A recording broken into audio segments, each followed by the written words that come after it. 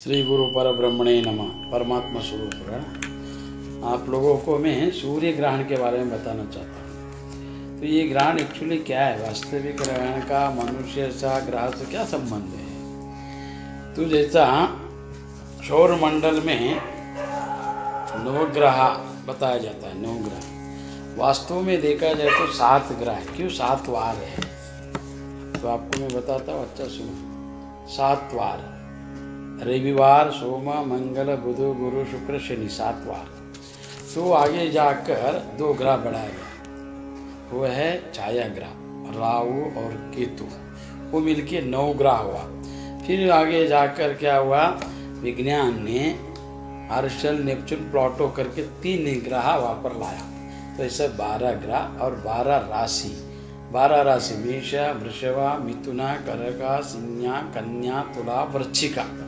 तो ये 12 राशि, 12 ग्रह और भावचरित कुंडली में, भावचरित कुंडली यानी 360 डिग्री से आप जो भी वर्तुल बनाओ या चौकोन बनाओ या अष्टकोण बनाओ, 30 डिग्री का जो घर होता है एक, उसको भाव बोला जाता है। 30 जैसा मैंने आप यहाँ पर बनाया कुंडली, इसको भावचरित कुंडली, लग्न कुंडली। तो इसमें 12 घर रहते हैं वैसा 30-30 डिग्री का। तो 30 12 कितना हुआ? 360, है ना? बराबर है। 30 देखो, 30 मल्टीप्लाई मतलब गुणाकार कितना हो गया? 360। तो ये 360 पृथ्वी वर्तुलाकार, राउंड ऐसा वर्तुलाकार। तो इसमें 12 ग्रह, 12 राशि और 108 अक्षर, 108 अक्षर, और इसमें 27 नक्षत्र। और 108 27 नक्षत्र को बांटना चाहिए। तो कैसा बांटेगा आप लोग? 108 जो अक्षर है, चरणाक्षर, चरणांक, उसको चरणाक्षर, चरणांक बोला जाता है। तो उसमें 9 बांटने से कितना होता है? 12 राशि को 108 अक्षर को बांटना है, 12 राशि को, और 27 नक्षत्र को बांटना है। तो 3 नक्षत्र का अढ़ाई या 3 ऐसा होता है।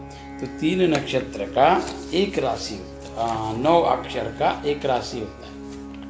तो आपको मैं बता दूं, देखो मेष राशि का अश्विनी, भरणी, कृतिका का एक पाद, ऐसा 9 चरण का, 9 चरण का 3 नक्षत्र और एक राशि होता है। तो ऐसा ही 9 चरण बांटेगा तो 12 राशि को कितना? 108 होता है। तो कैसा? 9 और 12 कितना हुआ? भागाकार करो, गुणाकार करो, कितना होता है गुणाकार करने से? अभी 9 और 9 चरणांक, 9 चरणांक। अच्छा सुनो, 3 नक्षत्र एक राशि होता है। तो ऐसे 9 1 9 2 18, 18 3 12 करो, 9 1 9, 9 2 18, 8 एक इधर है, 9 1 9 और 1 10, 108 अक्षर को 12 राशि में 9 चरण के रूप में बांटा जाता है।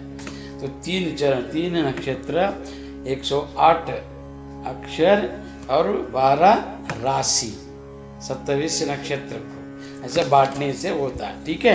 तो ये हुआ, आपको मैं बताता हूँ क्यों। ये ग्रह मंडल में 12 राशि, 12 ग्रह और 27 नक्षत्र, और पृथ्वी, चंद्र। तो ये पृथ्वी से 9 करोड़, कितना दूर है सूर्य देव? 9 करोड़ मील, 9 करोड़ मील दूर है। और चंद्र समीप है पृथ्वी का, तो 3 करोड़ मील। और बुध बीच में, पृथ्वी के समीप ग्रह चंद्र और बुध, और उससे लंबा सूर्य। फिर आगे सब मंगल, बुध, गुरु, शुक्र, शनि, राहु, केतु, सबसे बड़ा हर्षल। ये सबका कालगणना होता है। चंद्र का 2 दिन रहता है, चंद्र एक राशि में, और चंद्र 2 दिन, उसके बाद में क्या है? चंद्र सोमवार, मंगल 40 दिन का, बुध 6 महीने का, गुरु 1 साल का, 1 वर्ष का, शुक्र 6 महीने का। उसके बाद में शनि एक ग्रह में, एक राशि में 2.5 साल रहता है। तो ऐसा आगे पीछे 2.5 7.5 साल होता है। राहु के तो 18 महीना, हर्षण नेपच्यून प्लूटो 200 साल रहता है। तो बदलेगा ही नहीं। तो अपने को अभी 9 ग्रह लेने का, वास्तव में 7 ही ग्रह है, 7 वार है, 7 ग्रह है। तो राहु और चंद्र जो है छाया ग्रह है, बीच में लिया गया है। तो छाया ग्रह कारण क्या, सूर्य चंद्र को ग्रास करता है, तो इसके लिए वो छाया ग्रह है। सूर्य चंद्र को ग्रहण लगाने वाला सूर्य। और जब भी सूर्य ग्रहण, अभी मैंने कुंडली बना है अभी, तो वो दिन का 21 जून 2020।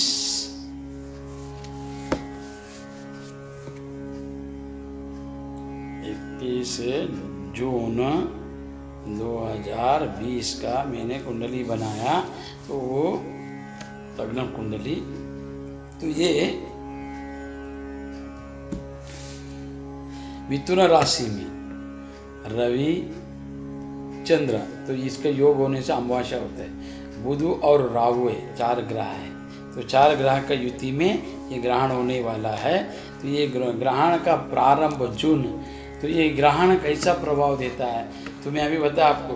पृथ्वी से 9 करोड़ माइल दूर है सूर्यदेव। तो शास्त्रों में कहावत है कि सुषमा चक्र है आकाश मंडल, सौर मंडल में। सुषमान चक्र में राहु जब जाकर उसे ग्रास करता है सूर्यदेव को, तो निगलते वक्त सुषमान चक्र में जब राहु को ग्रास होता है, राहु जब सूर्य के ग्रास करता है, ग्रहण करता है, से निगलता है, तो तेज स्वयं प्रकाश और सूर्य नारायण का प्रतीक आदित्य का पुत्र आदित्य, सूर्य को बोला आदित्य, तो आदित्य का पुत्र और आदित्य देव जो है सूर्य नारायण स्वयं भगवान का पहला अवतार। तो ऐसा ईश्वर को जो चैतन्य स्वरूप, उसको जब राहु ग्रासता है तो काला पड़ जाता है। सूर्य चंद्र का परिभ्रमण से ही पृथ्वी के ऊपर फूल फल वनस्पति लता और जो मनुष्य भोजन करता है उसका सप्त धातु में परिणित होता है। और सूर्य पुरुष प्रकृति पिंड जिसका है, पुरुष जो है उनके अंदर जाने वाला जो भोजन है वीर्य का रूप ले लेता है, और स्त्री के पिंड के रूप में जाने वाला जो भोजन है वो दूध का रूप लेता है। तो ये परिभ्रमण करने वाला स्त्री और पुरुष ऐसा जो पिंड बनाता है सूर्य चंद्र के कारण, तो स्त्री पुरुष और नपुंसक ऐसा भेद से यहाँ पर शरीर बनता है। तो इसके लिए इनका खगोल और विज्ञान सम्मति अपना वेदांत शास्त्र है, जो सनातन ज्योतिष शास्त्र। अभी जब पूर्णिमा में पानी समुद्र को कोई का भरता नहीं, काली करता नहीं। कोई है समुद्र को भरने वाला, कोई काली करने वाला नहीं। तो जैसा पूर्णिमा है तो समुद्र फूलता है, भर जाता है, और जैसा अमावस्या है तो काली हो जाता है, फिर कहाँ पर जाता है। और जैसे ग्रहण लगता है तो जितना भी पशु पक्षी सब छिप जाता है, और वनस्पति में रस सिकोड़ देता है अंदर, और मनुष्य के शरीर में भी रक्त है। जब सूर्य चंद्र का परिभ्रमण के कारण इसमें रक्त सप्त धातु बनता है। ये विज्ञान सम्मत है और ये वास्तविकता है। और तो जैसा सूर्य का ग्रास होने से रक्त अपना खींचता है, फिर अपने अंदर के जो चैतन्य है रक्त जो सप्त धातु है उसमें बिगड़ आता है। तो वो ग्रह के कारण, ग्रह यहाँ पर है। अभी देखो कोई भी बोलेगा सूर्य ग्रहण में काटना नहीं, ये सब नहीं करना के गर्भवती को, तो नियम बता क्यों। गर्भधारणा जो शिशु है गर्भ में, अगर वो स्त्री भोजन किया तो पचेगा नहीं, फिर अपचन के कारण रोग होता है। और जो भी वस्तु काटा तो काटता है या फल को, मर वह बच्चे को काटता, ऐसा अनेक हुआ है। देखो सबको नहीं होता है, 100 में 1-2 को तो होता है, तो इसके लिए उसको मानना पड़ता है। अभी जैसा 1000 नोट ओरिजिनल है मगर उसमें एक नकली नोट मिलेगा तो क्या होता है उसमें, हाँ मिला बोलेगा। तो ऐसा ही हजारों लोग को नहीं होता है, हजारों में 2-3 को भी हुआ तो मान लेता हाँ मुझे हुआ, मतलब ग्रहण है, जिसको हुआ है वो मानता। सब औषध है जगत में, तंत्र मंत्र वनस्पति, औषध, होम्योपैथी, एलोपैथी, झाड़ फूक करना, मंत्र का प्रयोग करना, तंत्र प्रयोग करना, पूजा पाठ करना, जगत में सब है। मैं जिसको जो होता है उसको मान लेते हैं। जिसको औषध से अच्छा हुआ औषध मानेगा, अगर जो मंत्र से अच्छा हुआ मंत्र को मानेगा, कोई तंत्र से अच्छा हुआ तंत्र को मानेगा, कोई आयुर्वेदिक से अच्छा होता है आयुर्वेदिक को मानेगा। पर किसी को आयुर्वेदिक अच्छा नहीं लगता है, किसी को इंग्लिश दवा अच्छा नहीं लगता है। तो ये जिसको जगत में सब है, पर जिसको जो होता है वो मानता है। सब नहीं कर सकता है, और सब कर भी नहीं सकता है, नहीं भी नहीं कर सकता है। मैं बोला समझा आप लोग? क्यों? सब औषध सबके लिए प्रयोग में आता नहीं, और सब औषध नहीं भी होता है ना, ऐसा नहीं। किसी को मंत्र का प्रयोग होता है, किसी को यंत्र का प्रयोग होता है। मेरे पास आते हैं बच्चों के लिए यंत्र ठीक हो जाता है, मैं उनको उसमें विश्वास है, मेरे तो इसमें मंत्रों को विश्वास। जाओ डॉक्टर के पास, नहीं जाएगा। दवा लिया, 2-3 दिन उन्होंने गोली लिया, औषध इंग्लिश ने ठीक नहीं होता है, एक बस में ठीक कर सकता है, उनकी श्रद्धा। मगर ये है वास्तव में। सर्प काटने वाला हॉस्पिटल जाके गांव में मैंने शिष्यों लोग को सर्प मंत्र सिखा, सिद्ध किया। केवल कान में मंत्र फूकने से ठीक होता है। फिर वहां पर मानता है गाँव में, क्यों मानता है? कोई वनस्पति से ठीक होता है। तो सब है और सब नहीं भी, मतलब सबको नहीं होता है और सब नहीं होता ऐसा भी नहीं है। तो ये याद रखो। तो ये है सूर्य चंद्र ग्रहण कैसा, ये पंच महाभूत का जो प्रकृति है, भूत यानी जिससे बनाया जाता है।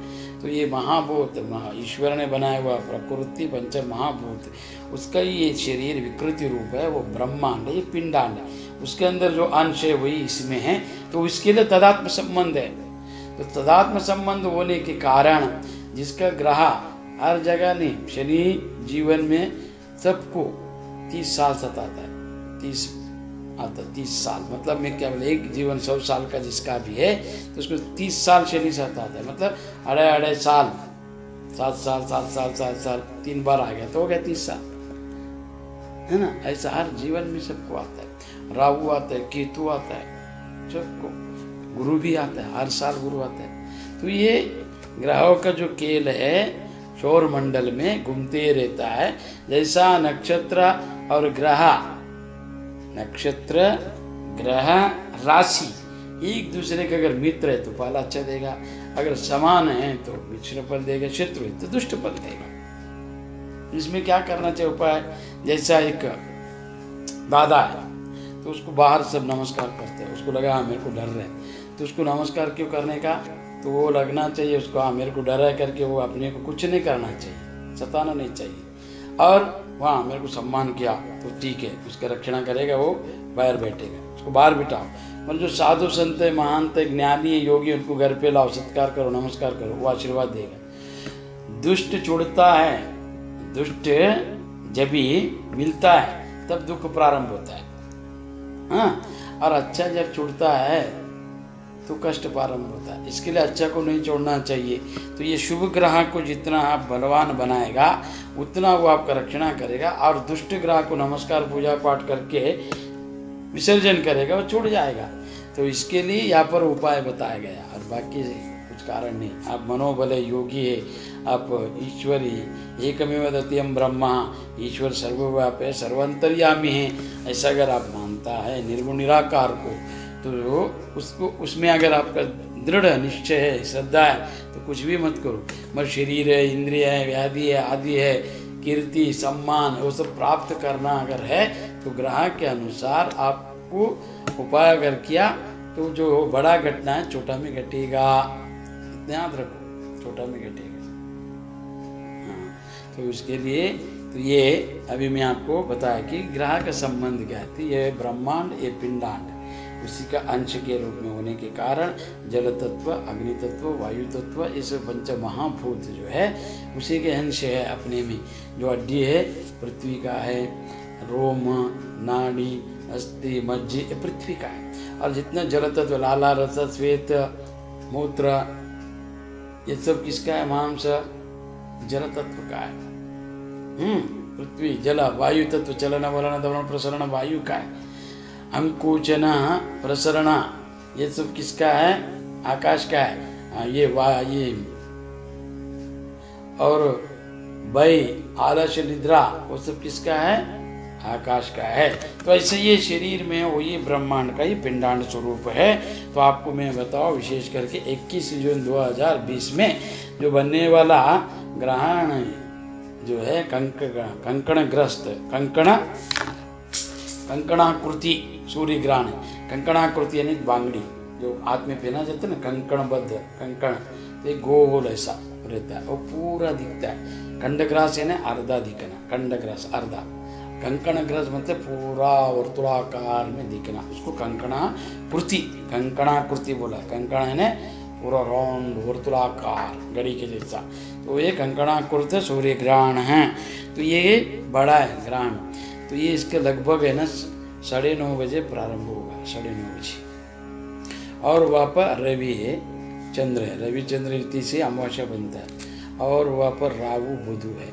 तो मिथुन राशि में इसका मिथुन राशि में घटने वाला है। तो इसके लिए मिथुन राशि में, और ये काल सर्प योग बना रहे मिथुन राशि में, हाँ, और लग्न में कहाँ पर ये व्यय स्थान में। तो इसके लिए ये, और शनि गुरु मंगल मीन में, शनि और गुरु कहाँ पर है, मकर में, और धनु में केतु प्लूटो है, अष्टम में कुंभ में नेपच्यून है, हर्षल मेष में है, और शुक्र वृषभ में है। तो ऐसा ये ग्रह का गोचर है। तो इसके कारण होने वाला जो है सूर्य ग्रहण सुबह 9:30 बजे लगभग 9:45 को चालू होगा। 9:45 से इसके स्पर्श है, और मध्य कभी है लगभग 11:30-12 के बीच में। फिर मोक्ष इसके छूटने का जो है पूरा 2 बजे तक ये छूट जाएगा। तो कितना घंटा हुआ, 9:30 से 9:40 या 10 पकड़ो, 10, 11, 12, 1, 2, तो 4-4.5 घंटे का है पूरा, 4 घंटे का पर्व काल है। 4 घंटा बहुत बड़ा हुआ। तो इसमें क्या करना चाहिए, इसके वेद कभी लगता है 20 जून रात्रि 10 बजे से। जो साधक है, जो मांत्रिक है, जो अध्यात्म ज्योतिषी जानता है, तो ये 20 तारीख को ही रात को भोजन करके सो जाना चाहिए। सुबह उठकर स्नान आदि कर या नदी या तालाब समुद्र के पास जाना, पहले स्नान करो, शिवलिंग को बनाओ, फिर उनका पूजा पाठ करो, दिया लगाओ, फिर एक रुद्राक्ष माला लेके जितना भी आपको मंत्र आता है, वो पंचाक्षरी हो, षडाक्षरी हो, अष्टाक्षरी हो, द्वादशाक्षरी हो, या नववर्ण मंत्र हो, या गायत्री मंत्र हो, ये 4 घंटे में 1,000 जाप करना है। 1,000 1100 माला 1100 जाप किया तो 1.25 लाख जाप करने का फल मिलता है। फिर उसमें हवन करके, फिर स्नान करके, फिर उसको दान देना चाहिए। अभी 12 राशि वाला मेष से लेकर मीन तक मैं आपको एक उपाय बताऊं। जो साधक है तो नदी, तालाब, समुद्र या किधर बताया, शिव मंदिर में, हाँ, तो स्नान आदि करके शिव का स्थापना करके वहाँ पर पूजा पाठ करके मंत्र जाप करने से सिद्ध होता है। एक अभी वो कोई जाता नहीं करता नहीं, घर में भी रहकर अगर ध्यान पूजा किया तो 3 घंटा वो भी चलता है। तो अभी 12 राशि वाला क्या करना चाहिए, जो शुभ है अशुभ है। तो पहला आपको मैं बताऊं, सर्वश्रेष्ठ उपाय क्या है, ग्रहण का दुष्परिणाम या दुष्ट फल, अनिष्ट फल नहीं मिलना चाहिए। तो कोई भी राशि वाला, अब सुनो, कोई राशि वाला, मेष हो या कोई भी राशि हो, तो क्या करना चाहिए, तो मैं बता रहा हूँ आपको। रवि बुध और राहु चंद्र है, तो इसके लिए तांबे का एक ताट में राई तेल डालकर उसमें अपना चेहरे को देखकर कि मेरा ग्रहण का जो दोष है निवारण होने दो करके नदी में, तालाब में या पीपल के वृक्ष के नीचे डालकर पैर पड़ के आना है। और अपना जो जुन्ना वस्त्र है दान देना है या अन्नदान कराना, ये और ईश्वर का पूजा पाठ, मतलब जो शिव मंदिर है, गणेश मंदिर है, वहाँ पर जाके पूजा पाठ करना। एक उपाय सबको करना ही है, 12 राशि वाले को। और विशेष एक बात बता रहा हूँ मैं, क्या मेष, सिंह, कन्या, मकर, ये 4 राशि को शुभ फल है। तो इनको भी अगर ध्यान पूजा पाठ करने से जो भी फल मिलेगा शीघ्र मिलेगा और अच्छा फल मिलेगा। एक दूसरा, वृषभ, तुला, कुंभ, धनु राशि वाले को मिश्र फल है, तो उनको पूजा पाठ और दान ये सब करना है। तो मैंने बताया ना, राई तेल को तांबे के ताट में डालकर देखकर उसमें विसर्जन करना, या अपने उतना कोलसा, अपना शरीर वजन का उतना कोलसा को नदी में प्रवाहित करना है। एक ने चांदी का सर्प जोड़ी, सांप का 2 जोड़ी, तो नारियल पान फूल लेकर पूजा पाठ करके नदी में विसर्जन करना है। एक अपने वजन का उतना कोयला, हाँ 2 ये, और शिव जी का अभिषेक करना है, रुद्राभिषेक। तो ये हो गया मिश्र फल वाले को। अब मिथुन कर्क वृश्चिक मीन ये राशि अनिष्ट फल वाले क्या करना चाहिए? अनिष्ट फल वाले को 4 धान्य लेना चाहिए। गेहूं, रवि, रवि का प्रतीक क्या है? तो गेहूं, शनि काला उड़द, बुध हरा मूंग, चंद्र चावल। ये अपना उतना वजन, जितना वजन है आपका, मतलब 100 किलो है तो ये 4 चीज को भी 25-25 किलो, जब 60 किलो है तो इसका 4 चीज को समान भाग से, 40 किलो है तो 10-10 किलो, उतना वजन का एक एक बोरी बनाकर दक्षिण दिशा में रखकर या ये पूर्व दिशा में रखकर उसको पूजा कर कर ग्राण छूटने के बाद स्नान आदि करके पूजा पाठ करने के बाद ग्राण छूटने के बाद उसके सब पैकेट बनाने के 1-1 किलो का, जितना हो सके उतने लोगों को बांट देने का। नहीं, वो चारों ले जाकर शिव जी को अर्पण करना चाहिए। अगर आप पैकेट बना के बांट दिया ठीक है, नहीं उसका पूरा भंडारा बना के खिलाया आपने भोजन तो ठीक है, नहीं तो शिव जी के शिवालय में जाकर संपूर्ण समर्पण करके पूजा पाठ रुद्राभिषेक करके नमस्कार करके आना है।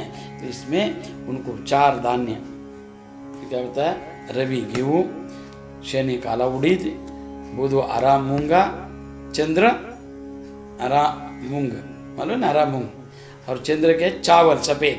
तो ये दान देने से उनको जो अनिष्ट फल मिलता है उनको कुछ भी मिलेगा नहीं और अच्छा फल मिलेगा। और दूसरा, उनको हो सके उतना रविवार, शनिवार, बुधवार और सोमवार चंद्र, तो ये 4 वार के दिन 4 ग्रहों का मंत्र का जाप करना चाहिए। तो रवि का रवि, शनि का शनिवार, बुध का बुध, चंद्र का सोमवार के दिन चंद्र मंत्र का 108 जाप करना चाहिए। तो उससे भी उनको अनिष्ट फल नहीं मिलेगा। तो ये, और गर्भवती स्त्री को क्या नियम है? गर्भवती स्त्री ग्रहण के समय पूर्ण गर्भ 6-7-8 महीने का, दांत नहीं घसना चाहिए, भोजन नहीं करना चाहिए, हाँ विषय नहीं करना चाहिए। तो उनको अगर सोना है, अशक्त है, तो बाल भी छोड़कर सीधा होकर आँख आराम करना चाहिए, आँख बंद करके ये नहीं, और ध्यान करना चाहिए। पेट के ऊपर हाथ रखकर अच्युता अनंत गोविंदा ये मंत्र का जितना उच्चारण करेगा, पिंड जो गर्भ है अच्छा घूमेगा और उसमें बल आएगा, बुद्धि, और वो नारायण के प्रति जैसा, नारायण भगवान विष्णु के जैसा, कृष्ण के जैसा बनेगा और उसमें कोई रोग नहीं आएगा। और प्रसूति योग्य काल में सुखमय प्रसूति होगा, सुख प्रसूति मतलब कोई कष्ट नहीं आएगा।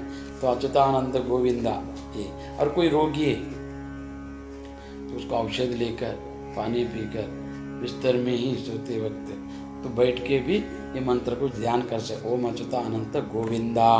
तो इसका भी करने से रोग निवारण होता है। या पंचाक्षरी मंत्र ओम नमः शिवाय का जाप करना चाहिए बैठा है रोगी। और बालक जो है अगर उनको भी करना है तो स्नान आदि कर कर ओम नमः शिवाय का पंचाक्षरी मंत्र का जाप करना है। या सरस्वती मंत्र का जाप करना चाहिए। सरस्वती ओम ऐं नमः, ओम ऐं नमः, तो या ओम ह्रीं नमः, ओम क्लीं नमः, एकाक्षर जो है बीजाक्षर मंत्र का ही तो बच्चा ध्यान करने से भी उनको बुद्धि, विद्या, बल प्राप्त होता है। 3 इच्छा शक्ति, ज्ञान शक्ति, क्रिया शक्ति। ऐं ह्रीं क्लीं, ऐं ह्रीं क्लीं नमः, ऐं ह्रीं क्लीं नमः, या ओम ऐं नमः सरस्वती, ओम क्लीम नमः शक्ति, ओम ह्रीम नमः धन प्राप्ति, इच्छा पूर्ति। तो ऐसा ये मंत्र का अगर अनुष्ठान करके ये हो गया। और किसी को ग्रह दोष है तो ग्रहण काल में क्या करना चाहिए? घर में किरकिरी है, वास्तु दोष लग रहा है, तो ये काला कपड़ा में काला तिल 50 ग्राम, मैं अच्छा बोल रहा सुनो, काला कपड़ा में 100 या 50 ग्राम काला तिल, काला उड़ीद, काला मिरी और लाल मिर्च, 7 नींबू, 7 कोलसा या काला बीबा ये रखकर उसको गांठ मारकर पूजा कर कर ध्यान कर कर ग्रहण छूटने तक रखना चाहिए इधर भगवान के सामने।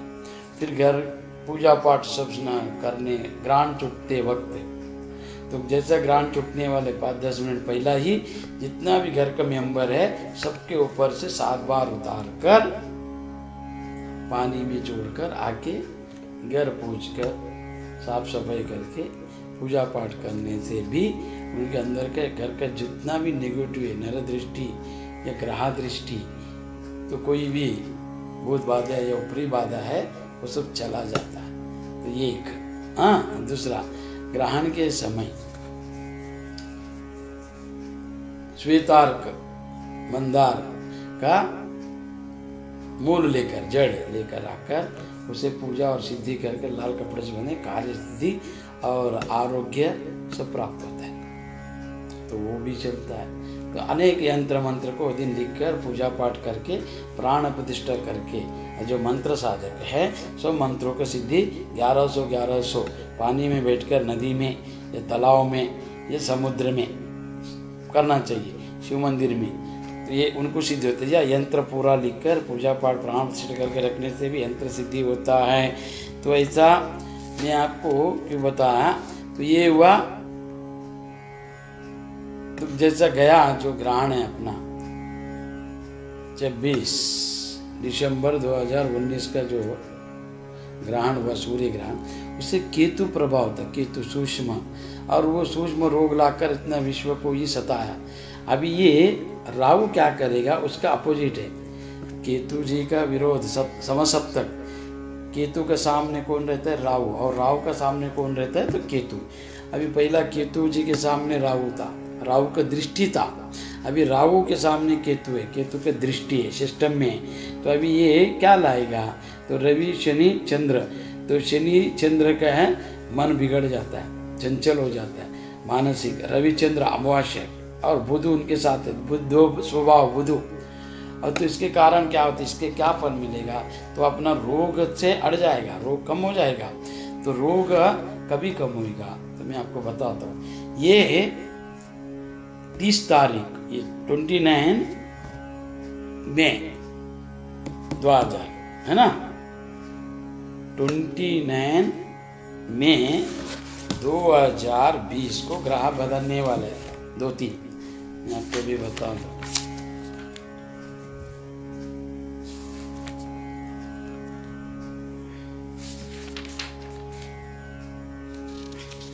हाँ, मिथुन राशि में जाएगा।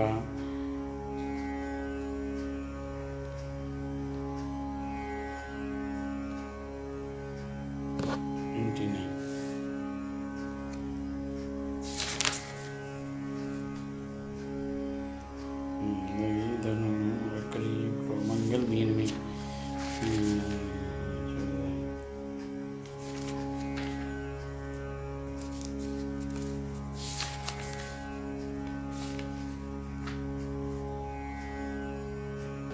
तो ये 30 तारीख मई 30 को 31 को मई 30 को 31 सुबह, तो ये शुक्र पश्चिम में लोप हो जाएगा। तो इससे क्या होएगा, थोड़ा है ना दोष कम हो जाएगा रोग का। और उसके बाद में 14 जून, 15 जून, 18 जून को रवि और प्लूटो वक्री और मंगल मीन राशि में जाएगा। तो इससे और भी कम होते जाएगा रोग। और जून में पूर्ण रूप से मेरे ख्याल से जितना भी रोज का 100-200 जो भी मिलता है कोरोना ग्रस्त रोगी, तो ऐसा नहीं मिलेगा जून में। तो 2, 3, 4, 5 जून जुलाई, पूरा जून जुलाई में भी कम, जून जुलाई अगस्त, फिर अगस्त में फिर थोड़ा बढ़ेगा, अगस्त में फिर से ग्रह गुरु वक्री होएगा धनु राशि में, तो इसके लिए फिर से थोड़ा केतु के साथ आएगा तो फिर बढ़ेगा कभी जून 29, फिर बाद में फिर जुलाई के रवि फिर कर्क राशि में, फिर उसके बाद में जुलाई 31 मिथुन राशि में शुक्र, और अगस्त 1 बुध कर्क राशि में। तो ऐसा तो जून में मेरे ख्याल से बहुत कम होएगा ये कोरोना ग्रस्त रोगी मिलना, फिर जुलाई में थोड़ा, फिर जो अगस्त, सितंबर, अक्टूबर, नवंबर, ऐसा कहते नवंबर अंत में, सितंबर, अक्टूबर, नवंबर, सितंबर में तो ये जो राहु बदलने वाले, राहु 19 राहु को वृषभ राशि में आएगा, तो तभी पूरा आ जाएगा। तभी सितंबर 19 राहु वक्रीग्रस्त होने वाला है वृषभ राशि में, और 19 सितंबर केतु वृश्चिक राशि में आएगा, केतु वक्र हो जाएगा। फिर 22 सितंबर को बुध तुला राशि में, और 27 सितंबर शुक्र सिंह राशि में।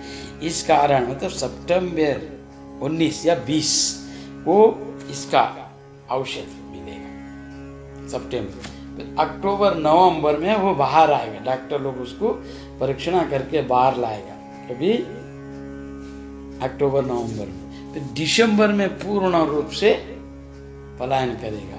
फिर ऐसा ये साल अपना इसी में जाएगा।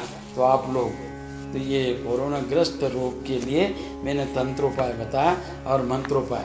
तो आप अगर गुरु का भक्त है या गुरु का शिष्य है तो 2 सुबह और शाम सूर्योदय सूर्यास्त के टाइम गर्म पानी से नहाओ, चाय में लवंग डालकर पियो, तुलसी का रस अगर हो सके तुलसी के रस से सर्वव्याधि निवारण है। और प्राण देने वाला वृंदा माता है तो उनका तुलसी का रस लेके 2 चम्मच रस सुबह पियो। आंवला या 3 मैं आपको बताता हूँ, आंवला, अमृतवेली, अश्वगंधा, ये 3 और मिलता है तो मैंने कल बताया आपको। तो कुछ भी नहीं मिला तुलसी का रस 4 चम्मच को लेकर पीना है सुबह, और इलायची डालकर चाय पियो, या लवंग और कर्पूर को रोज रात को क्या करो, गुरु मंत्र, गायत्री मंत्र, देवी मंत्र बोल के उतार कर